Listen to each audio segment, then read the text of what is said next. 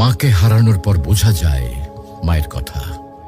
যে সকালে তুমি ঘুম থেকে উঠতে মায়ের ডাক শোনার জন্য, আর সেই ডাক চিরদিনের জন্য থেমে গেছে। যে হাতে তোমার জন্য খাবার বানাতেন, ভালোবাসা দিয়ে মাথায় হাত বুলিয়ে দিতেন, আজ সেই হাত মাটির নিচে। যখন মা বেঁচে ছিলেন তুমি হয়তো বলেছ, মা আমি ব্যস্ত আছি, মা পরে কথা বলবো। কিন্তু আজ তুমি সময় পেলেও আর সেই কথা শোনানোর মানুষটি নেই। আজ তুমি চাইলে আর মাকে ফোন করে বলতে পারবে না, মা আমি পৌঁছে গেছি। আজ তুমি ঘরে ফিরলেও আর কেউ দরজায় দাঁড়িয়ে হাসি মুখে বলবে না, টেবিলে খাবার রাখা আছে, খেয়ে নিস বাবা। মাকে হারানোর পর বোঝা যায় তিনি শুধু একজন মা ছিলেন না, তিনি ছিলেন ঘরের আলো, জীবনের দোয়া আর হৃদয়ের শান্তি।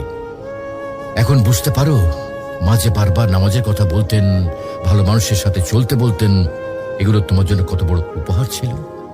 প্রিয় ভাই বোন, মাকে হারিয়ে আফসোস করার আগে কদর করো। মায়ের হাতে চুমো দাও, তার জন্য দোয়া করো, তাকে জড়িয়ে ধরো যতদিন তিনি আছেন। কারণ হয়তো একদিন তুমি শুধু বসে বসে কাঁদবে আর মনে পড়বে, ইস যদি মাকে আরেকবার জড়িয়ে ধরতে পারতাম। মাকে হারানো মানে পৃথিবীর সব থেকে বড় আশ্রয় হারিয়ে ফেলা।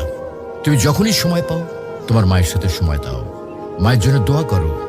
মা যদি আজকে ইহলোক ত্যাগ করেন তাহলে তিনি আর ফিরে আসবেন না। মাকে ভালোবাসো, তার মনে কখনো কষ্ট দিও না।